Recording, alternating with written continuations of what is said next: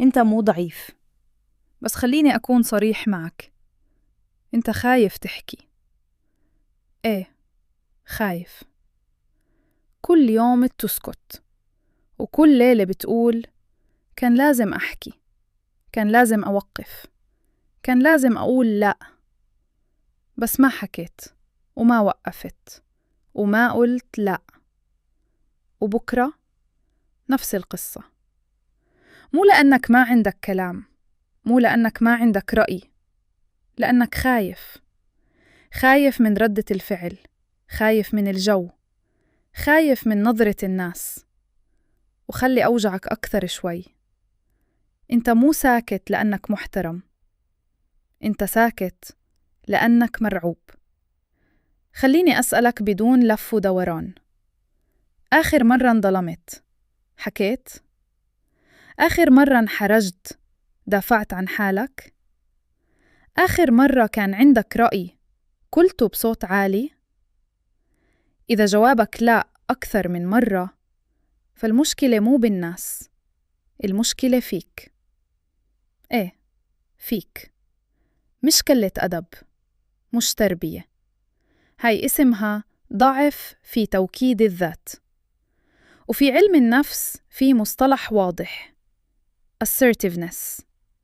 يعني إيش؟ يعني تحكي اللي جواك بدون ما تأذي غيرك، وبنفس الوقت بدون ما تدعس على حالك. بس أنت شو بتعمل؟ يا بتسكت يا بتنفجر، ما عندك نص. خليني أبسطها لك. في 3 أنواع ناس: 1 عدواني بصرخ وبهين، 1 سلبي ساكت ومضغوط، و1 واضح بيحكي بدون خوف. انت وين؟ لا تجاوب بسرعة، فكر. في كذبة كبيرة الناس بتحبها: السكوت حكمة. غلط. السكوت أحياناً حكمة، بس السكوت الدائم قبر. إيه، قبر. مو لأنك ميت، لأنك تعودت تعيش بدون صوت.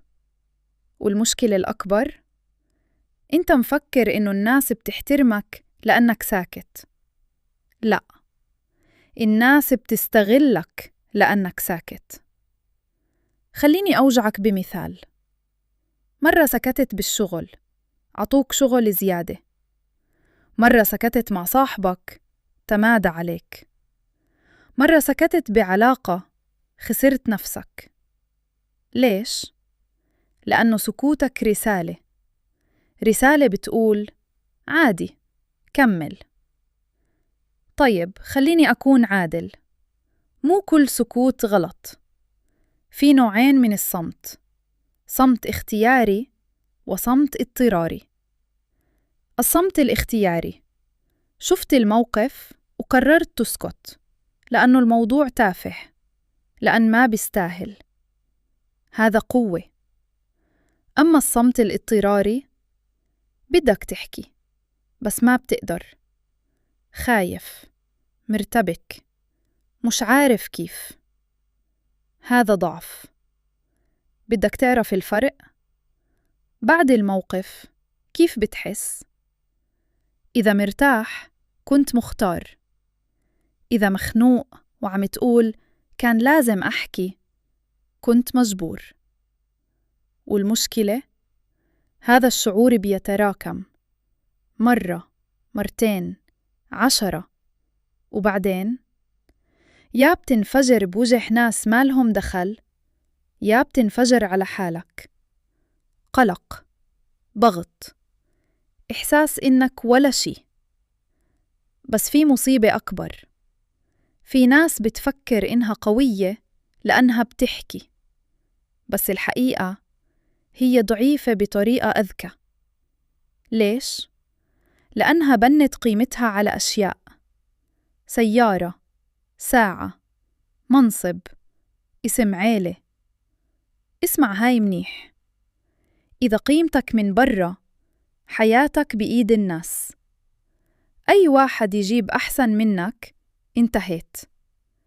أي واحد يوصل أعلى منك انكسرت. وعشان هيك ناس بتستدين عشان تبين قوية، بس بالحقيقة هي أضعف من أي وقت.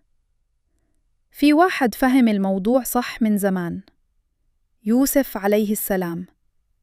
طلع من السجن ما عنده شي. لو أنت مكانه شو بتقول؟ أنا ابن نبي، أنا من عيلة محترمة. هو شو قال؟ إني حفيظ عليم، أنا بعرف شغلي وأنا أمين. خلص، ما لف ما تزين. هذا توكيد الذات الحقيقي. طيب شو تعمل؟ بدك الحقيقة؟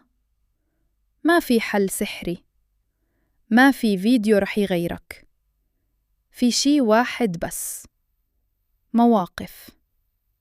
كل مرة بتخاف تحكي وتحكي، أنت عم تبني نفسك. كل مرة بتسكت خوف، أنت عم تهدمها. بسيطة بس مو سهلة. بكرة رح يصير موقف صغير، حدا رح يتجاوز، حدا رح يضغط، حدا رح يقلل منك. هون الاختبار. مو لازم تصرخ، مو لازم تعمل دراما، بس احكي جملة واحدة واضحة. هاد أول حجر. خليني أسألك بصراحة، في موقف بحياتك هلأ ساكت فيه؟ في كلمة محبوسة؟ في حق ضايع؟ ليش ساكت؟ خايف تخسرهم؟ طيب جاوبني، وإنت عم تسكت مو عم تخسر حالك؟ القوة مو إنك ما تخاف، القوة إنك تخاف وتحكي، إنك تخاف وتوقف، إنك تخاف بس ما تسكت. لأنه كل مرة بتسكت أنت عم تقنع حالك إنك أضعف، ومع الوقت بتصدق وبتصير هيك فعلاً. فاسمعني منيح، إذا اليوم ما حكيت، بكرة رح تعيش نفس القصة ونفس الوجع ونفس الندم، مرة، مرتين، و10، لحد ما تصير حياتك كلها كان لازم أحكي. وإنت لسه رح تسكت؟